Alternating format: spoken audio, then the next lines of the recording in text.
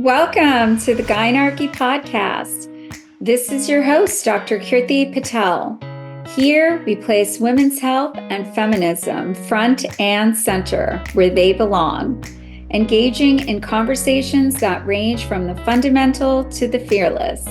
With insights from expert guests, we aim to break through the barriers of the patriarchy and envision a new world led by the Gynarchy.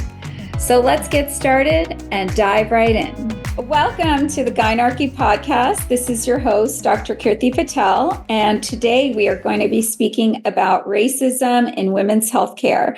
And I have a wonderful guest today. Her name is Dr. Camille Clare. Dr. Clare is a board-certified OBGYN, has a Master's of Public Health in Health Policy and Management, is chair and tenured professor in the Department of OBGYN at Downstate Health Sciences University in Brooklyn, New York, and is a professor of health policy and management at Downstate Health Sciences University's School of Public Health. Welcome, Camille. Thanks for having me, Dr. Patel. It is so nice to you are so distinguished. I'm so honored to have you. Please tell me a little bit about your background. I'd love to hear your path to what you're doing now.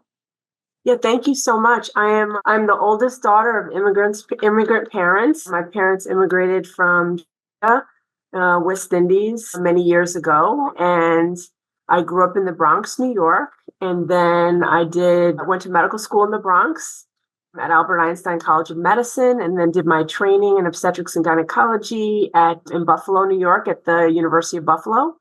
I worked in East Harlem for almost 20 years, taking care of underserved patients and trained the medical students and residents at New York Medical College. And then about 3.5 years ago, I was recruited here to Downstate to be the chair of the department. And so equally taking care of an immigrant population, an underserved population here in central Brooklyn. So it's been my passion since I went to medical school to take care of my own people, my own population, and those who I relate to very well. This is a primarily Afro-Caribbean population. We serve 2.9 million people. And so just really in the borough, I know it's just so big. And so just passionate about taking care of people that I feel like really, I wanted to take care of. That's great. I'm so impressed. And I think you're an inspiration to young Black women and men, and one of the reasons I wanted to invite you is I feel like this problem is one of the reasons this is such a great problem is because we don't have enough representation by Black physicians in medicine. 13% of the population is Black, and I read only 5.4% are Black physicians. So only 2.8% are Black women physicians. Yeah. So, what advice can you give young people wanting to go into, I'm sure you hit a lot of barriers in your path. So I'd love to hear what you have to share, to young people who are aspiring to be in medicine. Yeah, I mean, outside of my own lived experience, I forgot to mention that I worked as the Associate Dean of Diversity and Inclusion at my former institution for about 4 years. So not only my own path in medicine, but also I did the work in terms of thinking about recruitment and retention and belonging for students and residents and faculty and staff. So I think that gave me a whole other level of understanding and experience. But I mean, I think what's so critical is mentorship and sponsorship. I think my own journey, if I could do it over again, just having that earlier on in my career might have been even more pivotal to the path I might have taken. Although, I'm considered to be successful, I think, just having mentors, which I eventually did have, but having mentors, having sponsors, those who are actually going to pull you through, let you know about the path, exactly those kind of hidden secrets, but not, is very, very important. We know from the Flexner report, which basically closed the majority of the Black medical schools in the country at the time, leaving only two historically Black medical schools, Howard and Meharry. Obviously, there's 4 and going to be another one, 5 at Xavier. But that was really, if you look at some of the data, that act really affected the trajectory of the numbers of individuals who might have been physicians to this day, that closure. So that speaks to the importance of, again, seeing what you could be and just having that exact mentor to help you on the journey, which I think for me, I've had many examples of which having mentors really showed me the path of what is possible. I might not have known when I started medical school that I could be the chair of a department. I would have never even imagined that. But just having individuals who've made that path, who've showed me the way, who've helped me, especially navigate in academia, is critical. And there are many studies that have borne that out. Mm-hmm. Yes, I do feel like that's so. For those listeners that might not know, the Flexner Report was something that came out in 1906. And it was basically research done into quality of med schools and made recommendations. And the recommendations made were basically racist. They ended up closing a lot of medical schools that served that had communities, greater communities of, ethnic populations, and also reduced admissions to med schools in general for Black people. So that has left a legacy of us now having this problem of less Black physicians. And we are actively trying to improve it. I love to hear that you were a leader in your facility for DEI. Mm-hmm. I'm sorry, what was your position again? Could you repeat that? Associate Dean of Diversity and Inclusion at the time. Okay, thank you. And so I find that kind of, these days, the online discourse, I feel like a lot of right-wingers use that DEI, talk about DEI in such a derogatory way. And frankly, I just feel it's a dog whistle and it's a racist thing to put that down. Because when you see the numbers, you see that we need to correct this. There is racism in college admissions, in med school admissions. Mm-hmm, mm-hmm. I think, just to speak to what you were saying, I think, it's the structures. That's what we're talking about, the structures, the systems. And that's one example. The Flexner Report is one example where, in an effort to focus on quality, it led to, devastating consequences in an effort to sort of be gatekeepers for what was considered to be really an apprenticeship, right? It was an effort to put put standards in place. And as a result of that led to, huge devastating impact. So all those structures, educational system, segregated education, discrimination in many of the systems in which we live and work has led to that. So even before college, high school, pathway from third grade, prison to school to prison pathways, all of those things dating way back has led to the fact that individuals may not have what they need in order to be ready for application to medical school. And unconscious biases that they encounter, or conscious ones, actually, explicit and implicit biases they experience throughout their educational journey that may have people believe that you shouldn't even apply to medical school. You're not good enough to apply.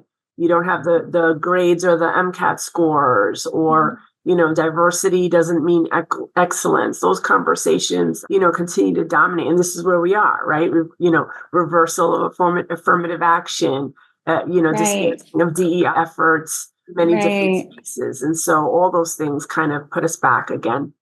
You make such a good point with the, that it starts so early, like early childhood education. Mm-hmm. And that just reminds me of, all the, what we call in medicine, social determinants of health, just the entire environment that people grow up in influences so much their potential in life, right? Mm-hmm. So besides education, just the financial the economic differences, what's available to them, their communities, the safety in their communities, their neighborhoods, their access to healthcare, all of those things, access to healthy food, all of those things.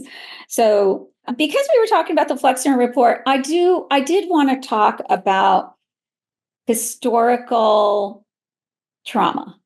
And I wanted to talk about that mainly because I was kind of horrified at my own ignorance, like we're not taught about American history properly in this country, correct? I mean, I feel that I didn't learn until many years in practice about things I should have known, like, James Marion Sims, the father of modern gynecology, the so-called father of modern gynecology, and his horrible experimentation on enslaved women, or even about the Tuskegee syphilis experiment and Henrietta Lacks. So I thought and I think that's how I found you, because we both read the same book. We read Medical Bondage, and I kind of started tweeting about it, and I was trying to see who else was tweeting about it, and I saw that you had read that book as well. And I guess what I was trying to say is,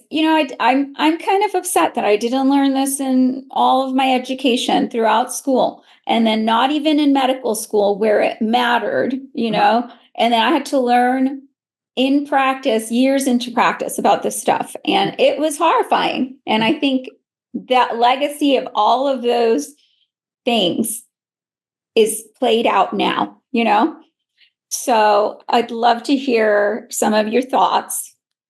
Yeah, I mean, I'm a medical educator. I work in the educational space in academia. And I think similar to yourself, I also did not know a lot of things, did not learn it in childhood, didn't learn it in college, didn't learn it in medical school, didn't even learn it in residency. So now as an adult, a grown adult practicing obstetrics and gynecology for a while, had to relearn many, many things. But, as you know better, you try to do better. And so as a result, because I was telling you earlier, I like to be solutions oriented. How can we get this information to individuals like this podcast? How can we inform ourselves, our colleagues about, the mothers of gynecology, Betsy, Lucy, and Anarcha, who sacrificed their own bodies so that we can learn how to do, repairs on the vagina when, individuals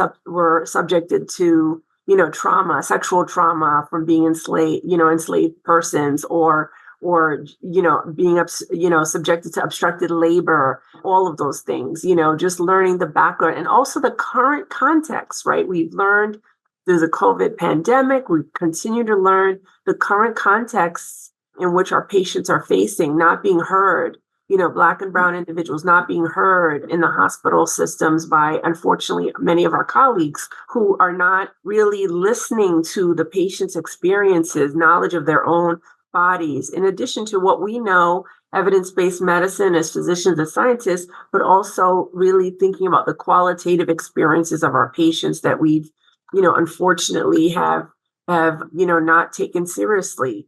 Those historical contexts that you mentioned, the United States Public Health Service was the one that actually led the Tuskegee syphilis study. It was done in Tuskegee at that institution, but it was actually the government that was responsible for that study. So, and that knowledge of that generational knowledge has impacted our individuals' mistrust or lack of trustworthiness in the hospitals and health systems in which we work. We've done a lot of work, for example, on breastfeeding and rates of breastfeeding and chest feeding rates among Black birthing people. And a lot of that information, the history of being wet nurses as enslaved people, so many examples that, again, affect our patients' current experiences, not being offered a lot of the interventions that people need. For example, Rachel Hardiman has done research on the outcomes of Black infants that are taken care of by Black physicians, that those infants do better than other individuals. So that's important. The rates of life expectancy when individuals are taken care of by Black physicians increases. Black patients that are taken care of by Black physicians are more likely to be offered a lot of the interventions, as simple as a flu vaccine to as heart hip replacement surgery.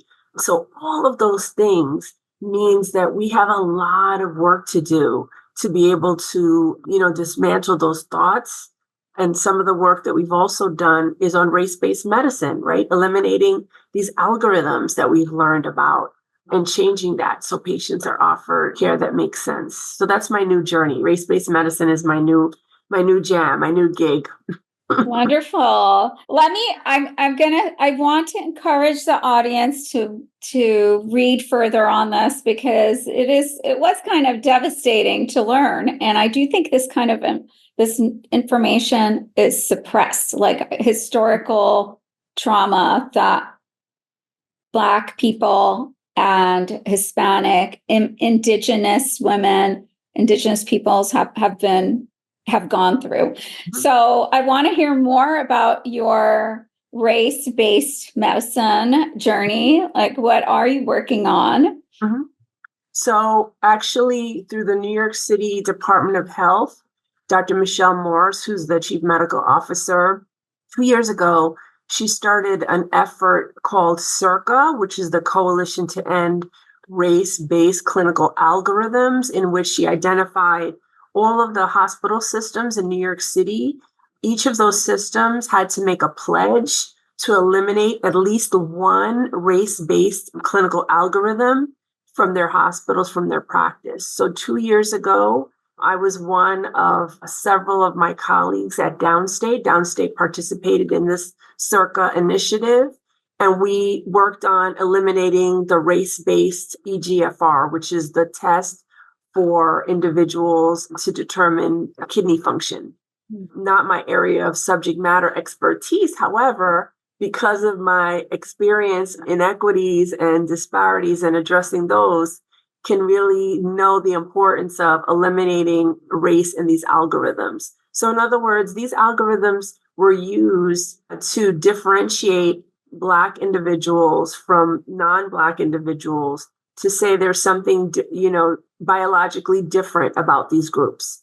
Race, we know, is a social construct. It's not a biological construct. The Human Genome Project has proven to all of us that we are all exactly the same as humans. And so our institution, we chose EGFR. We were able, over a 2-year period of time, working with a lot of our key interested parties, the lab, the legal system, patients' voices, physicians, educators, our chief medical officer, and we were able to eliminate the use of that race-based tool.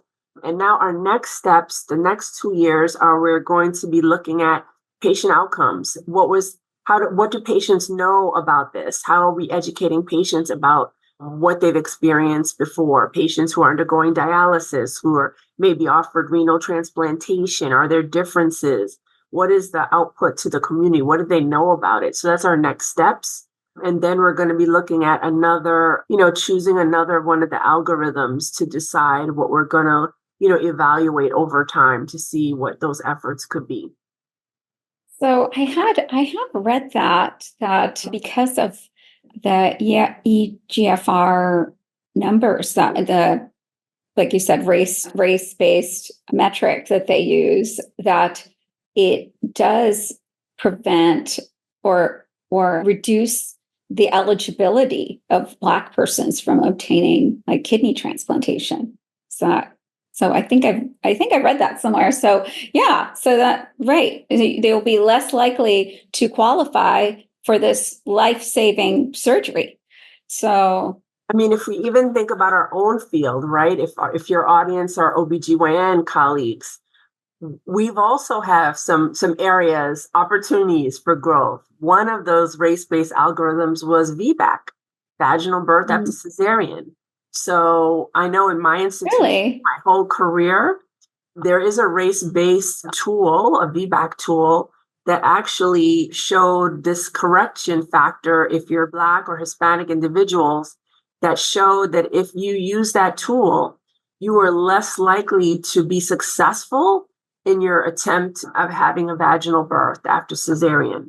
I've never used this tool in my whole career, but there have been institutions, individuals that have used this. And so and now they have an updated algorithm that doesn't include the race-based tool by the work of Dr. Grobman and others, maternal fetal medicine unit.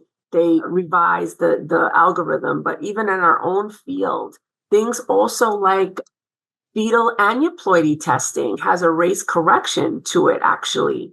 And so that may be the next step that we all need to look at. Even APGAR scores, some colleagues have published on eliminating skin color in deciding APGAR scores. So even in our own field, right, we have to hold the mirror up to ourselves, right? We lauded the work of Dr. Sims.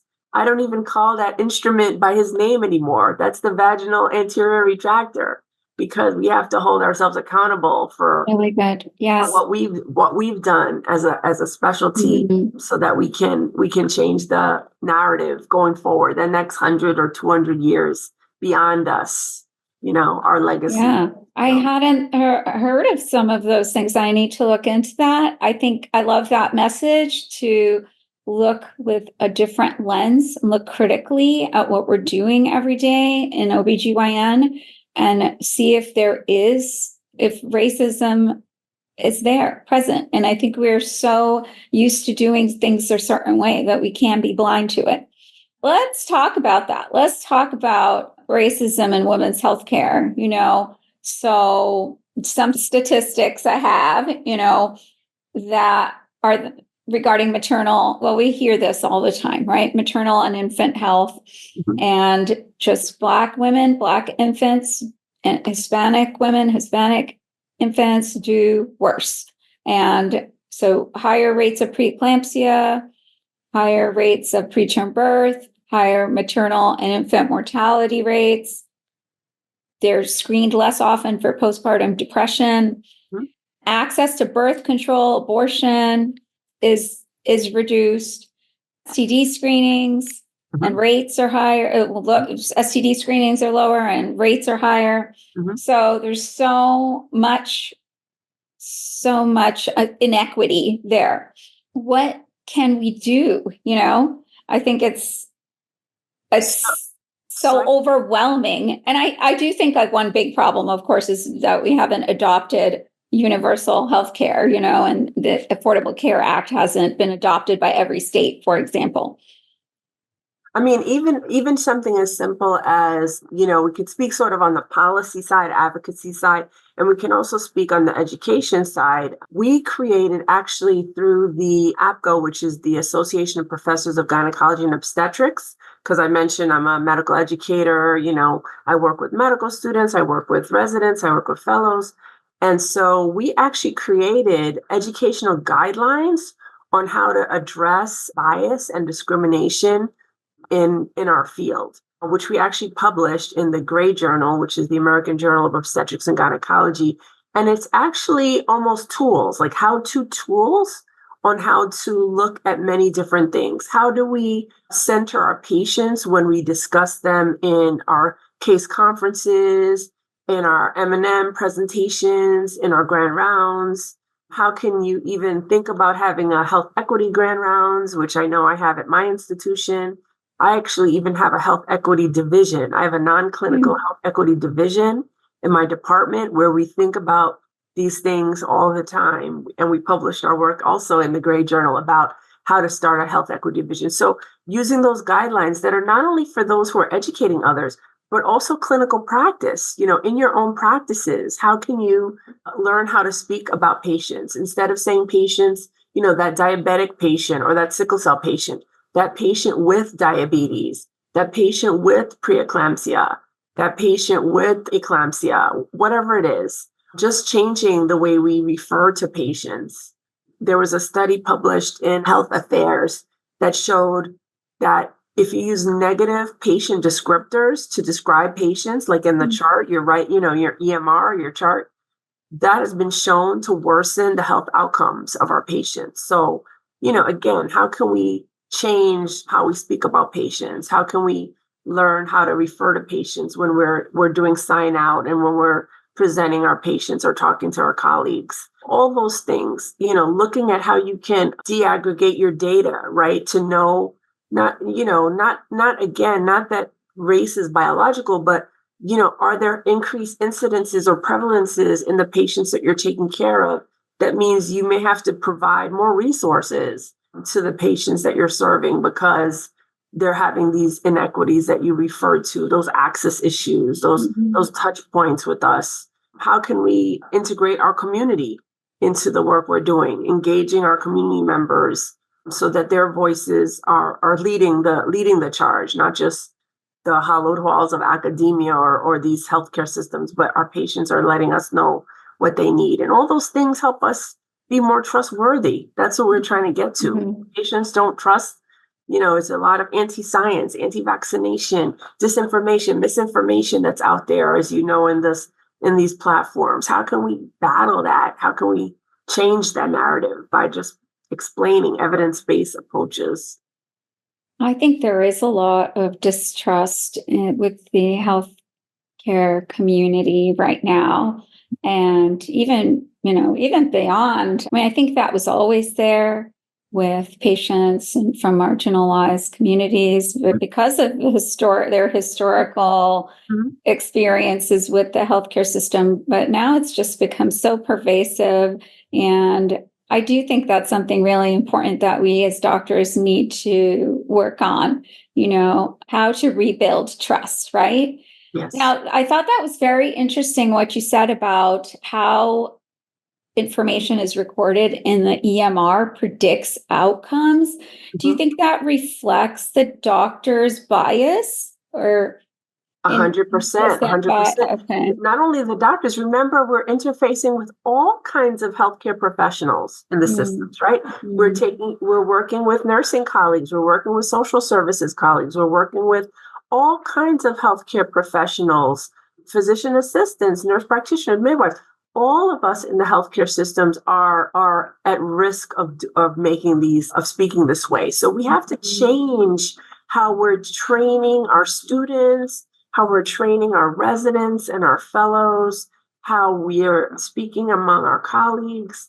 All of that, we're very used to continuing medical education, lifelong learning, right? Yes, We've learned one thing many years ago. New technology happens. We've learned new things.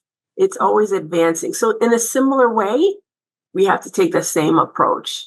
What I learned, the concepts I learned even 4 years ago or so when I was doing the work as a diversity dean are different, right? We moved away from just only doing implicit bias training, but also thinking about how to be anti-racist, right? Not enough to say, oh, I'm not racist. What are you doing to be anti-racist? How are you, learning about that journey? It's a journey that we're all on to actively change the mindsets that you refer to, I love, that's one aspect of the culture of medicine that I really love is that we are continual learners, right? It is very much part of being a doctor that you are constantly trying to update and add to your knowledge. And I do think that helps, that helps. And we can now add these sort of elements into our continuing education, like you said. And that also just makes me think of, well, currently, what is going on with medical education? I hope that they have more teaching that I wish I had gotten, like cultural competency and talking about, it does seem like they do talk about social determinants of health, for example. And I would love to see this history taught, though, to everyone. I think that really adds to your compassion and view, it's so important to our perspective, how we view patients, so I don't know if you have anything to do with current medical education.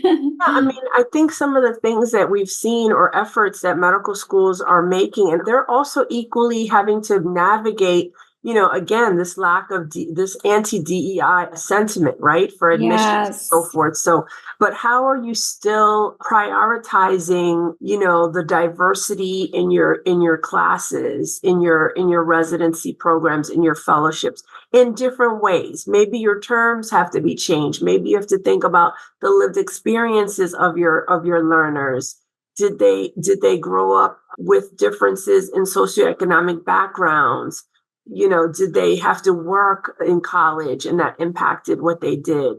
But from an education perspective, to your point, how are we teaching our learners about cultural humility? We cannot even attempt to learn every single thing about every group, right? We're all heterogeneous. We're not, even if I can speak to my own lived experience as Black individuals, we're not a homogeneous group. Right. So we can't learn about we can't know about every group. I can't even claim to know about every group. But if we come to our patients in a cultural, humble way, then we're willing to say, well, it's more than just this specific stereotype that I learned about. All of the things that go into what make a patient, their lived experiences that they come to us with. So there's that. And also narrative medicine, hearing the stories of our patients, which takes time. It's challenging. Yes. As you get further on, you have less time. But how our students and our learners are able to take the time to hear about who that patient is in the bed, as opposed to they're just, Mrs. Jones with high blood pressure. They're more than that, so those things is the way we're trying to get that information to our trainees, our students. Yes, absolutely. I think you make such a good point, because I think that knowledge of other cultures is kind of profound. Like you don't know how they're going to take your treatment plan home and actually implement it, because there may be cultural barriers. I just remember with even just postpartum instructions, right? There was certain cultures, they had certain foods that they had to eat, certain practices, so you have to factor that. And how do you even know about it unless you ask the question, unless you know to ask the question, like what goes on typically at home. And you touched upon something else that I have such a big problem with, which is just about healthcare in general, is the time aspect. We're just on the squeeze, and it's so hard to learn about our patients. And like you said, listen to their narratives, right? As much as we want to do that. I think that's what we're all drawn to go into medicine as doctors. And now it's more encouraged, like cookie cutter medicine is more encouraged. And you can't do that with the culturally diverse population. It's just not going to work. And then you have to end up using terms like non-compliant patient, which is more is wrong. Right. Yeah.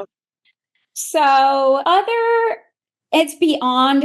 So the other thing I want to talk about, it's not just, so we've talked about maternal health issues, but also just chronic disease is higher, like the burden of high blood pressure, cardiovascular disease. You talked about kidney disease, diabetes, cancers, all of these risks are increased. I think like the other problem we have is just medical research and not enough.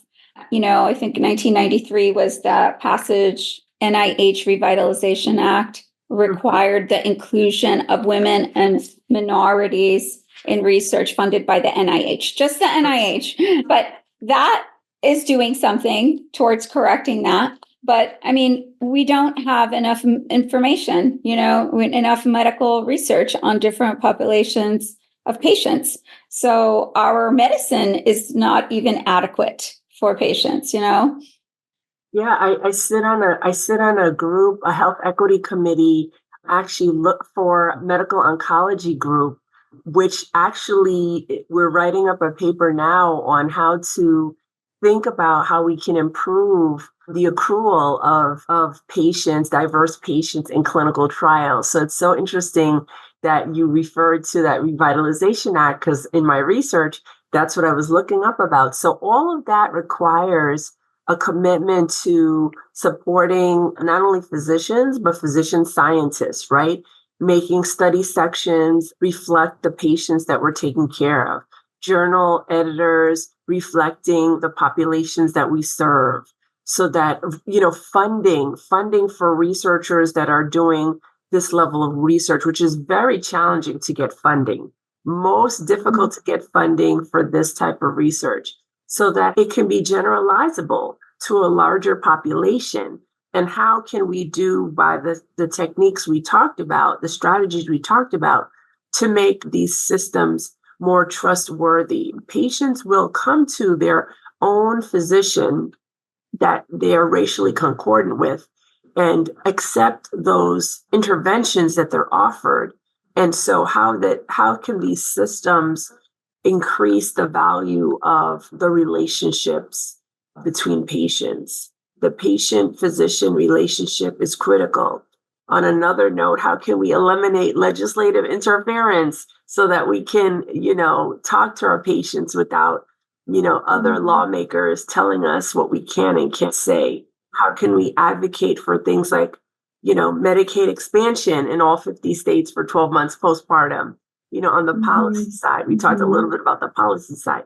How can we continue to advocate for comprehensive reproductive services throughout the whole country? We're just in a battle right now with OBGYN. Thank you to ACOG and my specialty society that is helping us do the work to advocate for our patients and our colleagues. I really hate that women's healthcare has become so politicized, and that so much of these decisions are going into politicians' hands, and instead of remaining with the patient and provider, patient and doctor, as it should be. So that's really frustrating. It just feels like every day we're moving backwards in some ways. Yes, and I think that just kind of reminds me, just ever since 2016 or so, it's just become so political, so difficult. Like, I also not only just, healthcare providers, but patients. I feel that we are all political as well. And I feel like OBGYN is just, I personally just feel like there is just only one side you should support as a women's healthcare provider, which is for women's bodily autonomy, and I don't think there's a place for, say, physicians who don't believe in that, for example. But we have to work with all types, right? In our healthcare team. And I find that a challenge sometimes, like when you disagree politically with your colleagues. And it's terrible to say that, but unfortunately, right? I think what I've learned, actually, I did a training session in my district, ACOG, District 2, on how to have those conversations with individuals that may not have the same political beliefs or advocacy beliefs as yourselves. And I think, just like we speak to our patients about many different areas where there's differences of what they want to do versus what we recommend. So we have those tools already. How do we utilize those tools in other ways to, again, especially for individuals that are advocating for themselves, especially, as you mentioned, marginalized, oppressed individuals, as we encourage them to advocate for themselves? A patient advocate is important, not to be upset by that when patients come with questions. And, that just means they're speaking up for their own autonomy. They're speaking up for their own right to know what's going on with their bodies. And so, just to circle it back to, the main theme of why we're talking today, is how can we hear all of the voices of our patients, even though we don't share their self-identities, in order to be able to care for them in a way that we would want to be cared for. I think is so important, through advocacy, through our, what we're doing on the policy side, through what we're doing on the community side, to what we're doing in academia, in our all kinds of practices, even outside of clinical medicine. There's so many avenues in which we can get this message. Look at what you're doing. This, having a podcast, all of these things are critical to getting the messages out.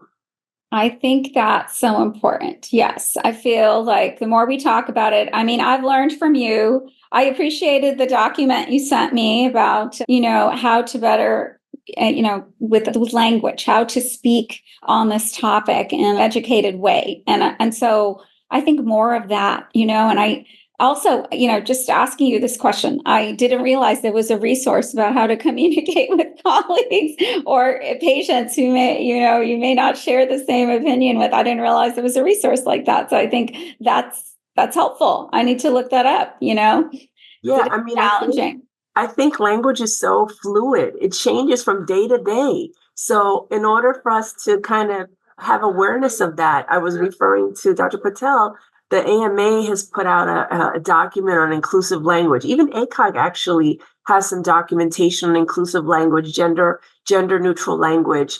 And how can we, again, learn, one, what our patients prefer to be called, what our colleagues may prefer to be called, all of that knowledge of inclusive language. It's not about us as an individual, what we think is right. It's what the patients want. We want to respect our patients and hear our patients. So what they want. And so, and language changes. It changes like minute by minute. We can't keep up with all these changes. So just as we mentioned, how medicine is a continuum, lifelong learning, we learn a different term. It may be different tomorrow, but we learn what it is today. Yes, we do have to be humble as doctors. It's true. And I do very much feel like it's about a respect thing. Like, if you, see the other person as a fellow human being deserving of your respect, then you should call them what they would like to be called, speak to them as they wish to be spoken to, and be able to accept that critique, So, and it reminds me of the communication thing. Topic reminds me of just communication as a, like language barriers even being a big issue. I know we have translators we can work with.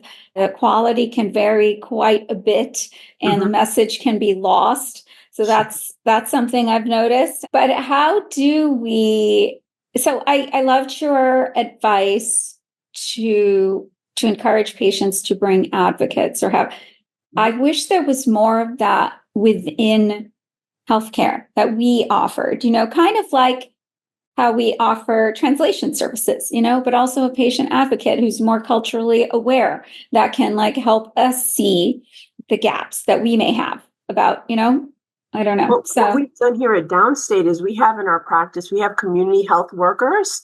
So they help us navigate, some of the unmet social needs of our patients. We also have doula services, so for support services for birthing people. So some hospital systems have peer navigators that sort of in a similar way help individuals navigate the complexities of these healthcare systems. So if there's a way for any of us to look into what these options are in our practices or in our hospital systems, those are great strategies. A doula, an OBGYN, a community health worker, a peer navigator. Those type of individuals are, and very often they're members of our community. They're members of our community. So that again helps with our trustworthiness that we spoke of earlier, because they relate, because they are our patients. They are the same, similar as our patients, because they're from the community, which I love. So yes, most hospitals will offer peer navigators, but the other services are either paid out of pocket, which I think is limiting, right? Like doula services. So that's only a certain patient population that maybe can afford that. I wish that was also something paid for by insurance. I'm not aware that it is. I can tell you actually, though, in New York State, they've started to have doulas be able to do some billing. So in wonderful. States, that's an option. In my practice, our patients can also, we work with several doula groups in which they're able to, if they want a doula, get it requested. Now, obviously, they're very often with our community partners, there may be capacity issues, right? Like if everyone wants somebody, is someone available in the areas where they're working? So those are recognizable challenges, but that can help alleviate this out-of-pocket costs. because we work with different groups in our practice to be able to offer those services to our patients. So there's ways to be kind of creative and nimble to get the services. So those are just some examples of what we've done here at Downstate in my practice. When you talked about community workers, are those volunteers, like in the community? They're paid. Oh, they're paid. They're paid. Okay. By These are Downstate. jobs. Yep. Oh, okay. These Excellent. are jobs. We have had grant funding. We had a program that actually just completed last week, which was a maternal infant child initiative through the state, New York State Department of Health, where they provided funding to co-locate a social worker and a community health worker in our obstetrical clinics, our pediatric clinics, and our family and community medicine clinics. So it was a grant-funded program, but, they are employed. We directly employ them. Okay, amazing. Wonderful. What other kinds of community like health initiatives have you found that are helpful, Yeah, one example, I sit as a member of we have a community advisory board, which is composed of multiple community-based groups, partners, organizations that we meet quarterly, sometimes more often than that, so that we can hear what are the services that each of us have available to each of us. They help us with our screening of the unmet social needs of our patients as we're providing clinical services. So some hospital systems have things like that. Getting to know what your community offers, which can be a challenge, but kind of getting outside of your practice, getting out, through maybe your religious organization or through your civic organization that you're a member of, any of those ways to connect with those. We are the members of our own communities. So as we're out in our own communities, this helps us get to know what is available in our community so that we can ultimately offer those to our patients. So I think that's important. Okay, wonderful. Okay, so what other thoughts do you have? So we've talked about policy changes. That requires political action. Everybody, please vote. Yes, vote, registered vote. Yes, registered vote. Vote for your state, local elections as well, not just the national. Education, awareness, medical education, cultural competency training. We need to get more diverse doctor workforce and actually all kinds of healthcare providers, right? And like you mentioned, advocacy, support. What other suggestions do you have for not just doctors, but maybe anybody who wants to help with this? I would say first and foremost, one thing that I've done and has been so important for me is being a mentor and being a sponsor for someone. I do that obviously primarily for those interested in medicine, but I've done that for many, many individuals in healthcare, in all kinds of spaces. So being not only a role model, a lived example, but actually mentor and also sponsor someone, which means give someone an opportunity, pull them through the door, give them not just say, oh, you should do this. How can you actually facilitate their ability to have that opportunity? That is so critical. And that can happen regardless of really what you do for a living. Being a mentor and being a sponsor for someone, you can always pull up someone who's one step behind you on the road, I think is I love that. Important. I love that. You don't have to be in medicine to help a young person become a doctor because, like you said, the barriers are in elementary. If you've gone to high school, right? Anything you've done in your life, if you've had this experience that this person is enduring, you can offer something to that individual. Yes, I love that advice. Thank you. So, Camille, we're winding down. So I'd love for you to share any other final thoughts you have, but also I know my audience is going to want to follow you, listen to you. So tell everyone where they can find you. Yes, my platforms are C Clare, so CCLARE MD MPH. I'm on all platforms except Facebook. I'm not on Facebook, but I'm on all platforms. Please reach out, continue to use your voice in a way that makes sense for your authenticity of who you are. Be a voice for not only yourselves, but for your community is so critical. And I thank God, thank you for the opportunity to share my platform, to use my voice. in order to share what I've learned in my journey with others. So thank you so much, Dr. Patel. Oh, you're so kind. You're so kind. I'm so honored to have you, really. So, and I've learned from you, and I know I will continue to keep learning from you. I enjoy following you. Yes, vice versa. Thank you. So I always leave with a final thought, and my thought today is the patriarchy is a hierarchical system that seeks to differentiate all of us based on our differences, like race, like our gender, like our sexuality, to create winners and losers. But in the Gynarchy, we know that we are all human beings and that we have more in common than divides us, and that we should seek health, justice, and equality for all. So down with the patriarchy and up with the Gynarchy. Awesome. Yes, yes to that. You have a wonderful day. Thank you so much for your time. Thank you, Dr. Patel. Did you enjoy this episode of the Gynarchy Podcast? Know someone else that might enjoy this conversation? Make sure to subscribe and share the show with your friends and family. Find us on Apple, Spotify, YouTube, and just about anywhere you find podcasts. On social media, we can be found on Twitter, Instagram, and TikTok at The Gynarchy. Thank you so much for listening.